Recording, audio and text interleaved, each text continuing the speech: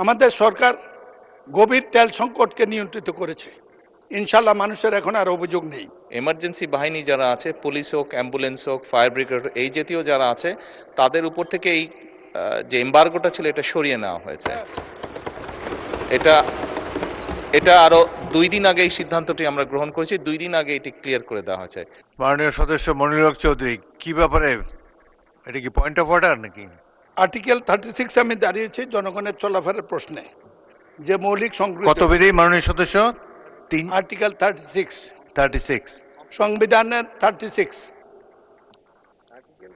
মাননীয় স্পিকার, আপনি অনুমতি দিলে আমি একটু সংক্ষেপে বলে নিতে পারি। বলুন। মাননীয় স্পিকার, আমাদের এটা স্বাভাবিক কথা, আমরা সবাই চলি, সংবিধান আমাদেরকে সেই রাইট দিয়েছে। কুমিল্লা কালকে আমি ছিলাম, কালকে একটি দুঃখজনক ঘটনা ঘটেছে। একজন সরকারি কর্মকর্তা কাস্টমার নবীন দেখার মতো তাকে সরকারি ডিউটি পথের মধ্যে কে বা কারে তারা হত্যা করে ফেলে দিয়েছে বাড়ি যাওয়ার পথে রাস্তাতে নেমে। আমি পুলিশকে যোগাযোগ করেছিলাম, বিষয়টি এটি। আমাদের সরকার গভীর তেল সংকটকে নিয়ন্ত্রিত করেছে। ইনশাল্লাহ মানুষের এখন আর অভিযোগ নেই। আর আমাদের উত্তর এই দিকের ওরাও বারবার দাঁড়ানোর সুযোগটা কিছু সীমিত হয়েছে। কিন্তু একটি ভুল বোধ হয়ে গেছে, সেটা হলো নিয়ন্ত্রণের ক্ষেত্রে পুলিশকে যখন জিজ্ঞেস করেছি, পুলিশ বলেছে আমাদের তেল সংকট আছে, ডিউটির পরিমাণ কমে গেছে, এত রাত্র পর্যন্ত থাকার সুযোগ নেই। এই লোকটি নির্দয়ভাবে নিহত হয়েছে। কাস্টম কর্মকর্তা, কুমিল্লা মানুষ তাকে পছন্দ করে, কালকে এই মৃত্যুর ঘটনা আলোড়ন সৃষ্টি করেছে। পুলিশ বলেছে তাদের তেল সংকট আছে, তেল নাকি রেশন হয়েছে। পুলিশকে তেল রেশন না করলেও আমি মনে করি অসুবিধা হবে না। এমনি আইনশৃঙ্খলা পরিস্থিতির উন্নতির দিকে আমি স্বরাষ্ট্রমন্ত্রী এখানে নাই, মাননীয় প্রধানমন্ত্রীর দৃষ্টি আকর্ষণ করব।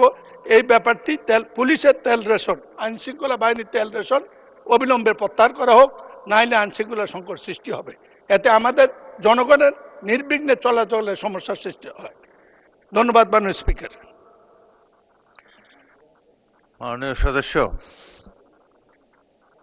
আচ্ছা, মাননীয় সংসদ নেতা কিছু বলতে যাচ্ছেন। মাননীয় স্পিকার, আপনাকে ধন্যবাদ। মাননীয় সংসদ সদস্য, আপনি যে কনসার্নটি এক্সপ্রেস করেছেন, মাননীয় স্পিকার, মাননীয় সংসদ যে কনসার্নটি এক্সপ্রেস করেছেন, এই বিষয়টি এরই মধ্যে আমরা অ্যাড্রেস করেছি। পুলিশ সহ এমার্জেন্সি বাহিনী যারা আছে, পুলিশ হোক, অ্যাম্বুলেন্স হোক, ফায়ার ব্রিগেড, এই জাতীয় যারা আছে, তাদের উপর থেকে এই যে এম্বার্গোটা ছিল এটা সরিয়ে নেওয়া হয়েছে। এটা আরো 2 দিন আগে এই সিদ্ধান্তটি আমরা গ্রহণ করেছি। 2 দিন আগে এটি ক্লিয়ার করে দেওয়া হয়েছে। কাজে আশা করি ইনশাল্লাহ এই সমস্যা আর হওয়ার কথা না। ধন্যবাদ মাননীয় স্পিকার। মাননীয় সংসদ নেতা।